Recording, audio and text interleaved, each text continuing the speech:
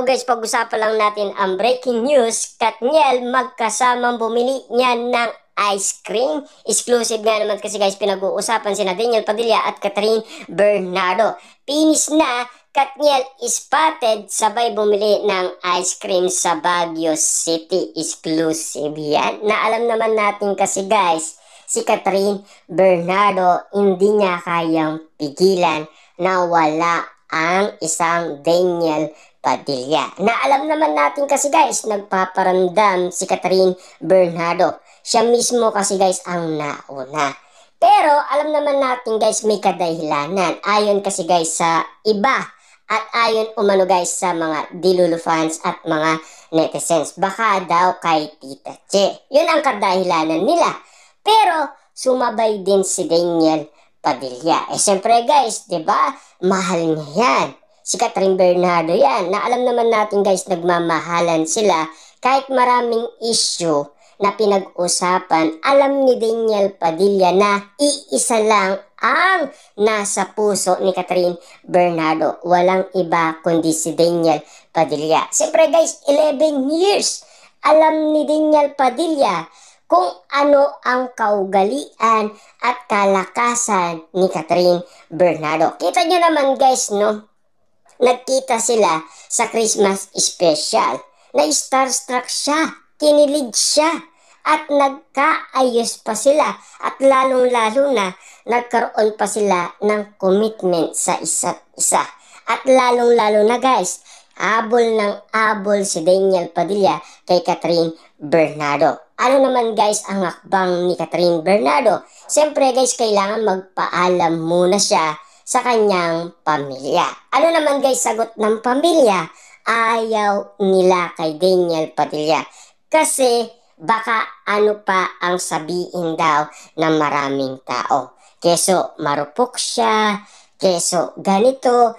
Pero ang mga tao guys, gumagawa din ng rason. Ganito naman guys ang rason ng mga tao.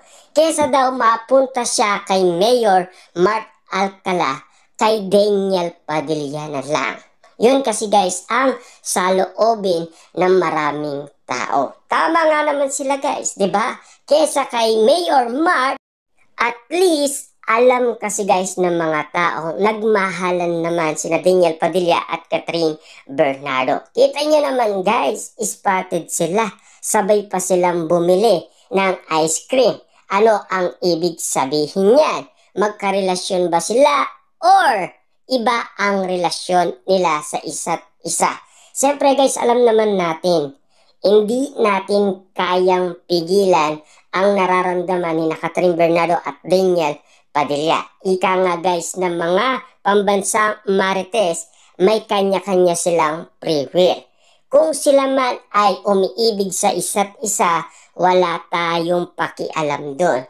Kasi sila yung may gusto nun, hindi naman tayo. Tayo ay nag-aabang lang, nag-iintayan lang, nakikinig lang, at lalong-lalo na ramdam natin guys ang ganun pagmamahal na parang kikiligin kang muli dahil sa ginagawa ni Daniel Padilla at Catherine Bernardo. Na alam naman natin kasi guys, simula nga naman kasing pinag-usapan ang kaarawan ni Catherine at ni Daniel Padilla. Doon na guys nabalitaan natin na nagbardagulan ang dating magkasama. Siyempre guys, yung mga Katniel fans. Siyempre naati sila guys, no? Siyempre, hindi natin alam kung yun talaga guys ang kinagalit umano ni Tita Che. Siyempre guys, kapag may dahilan, meron talagang pinanggalingan. Ibig sabihin, may source, diba?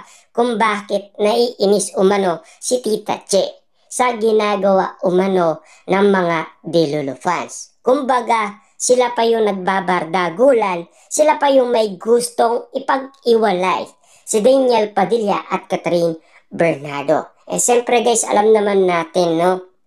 Kung sila pa ang gagawa ng pagkakamali para ipag-iwalay sina Daniel Padilla at Catherine Bernardo.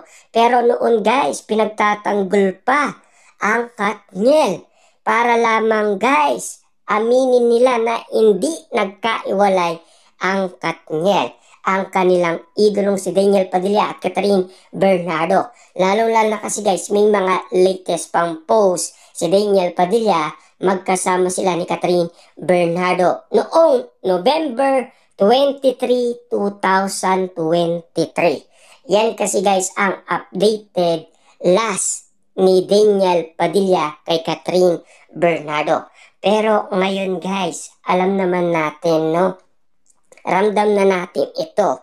Ibigay na natin kina Daniel Padilla at Catherine Bernardo ang kanilang moment. Siyempre guys, pagkakataon naman ni Daniel Padilla, siyempre guys, miss nila ang isa't isa.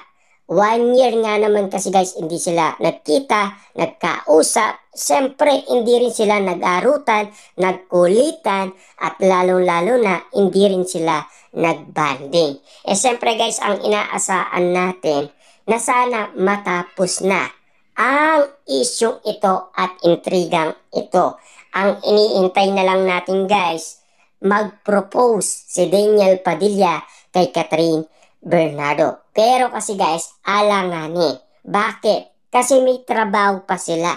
At lalong-lalo na guys, nagpapakilalang muli si Daniel Padilla sa lahat ng mga tao. Ibig sabihin, kailangan meron munang mapatunayan si Daniel Padilla kay Catherine Bernardo. Lalong-lalo na guys, kailangan din patunayan ni Daniel Padilla sa mga tao na kayang-kaya niya kahit wala si Catherine Bernardo. Nakaya ba ni Daniel Padilla? Yes, kita nyo naman guys, kayang-kaya pala ni Daniel Padilla kasi lahing Padilla yan. Lalong-lalo na guys, action star ang pinagmulan ng lahi ni Daniel Padilla. Ano ang spotted na ginagawa ngayon ni Daniel Padilla? Action star. Pero, ika nga guys ng bali-balita, mas astig pa daw si Daniel Padilla kesa kay Robin Padilla. Kita nyo naman guys, kakaiba ang mga nakikita ng maraming tao. Siyempre guys, alam naman natin, lahat ng tao nasaksihan na lahat ng mga movie ni Robin Padilla. Pero si Daniel Padilla nagsisimula pa lamang. Diba?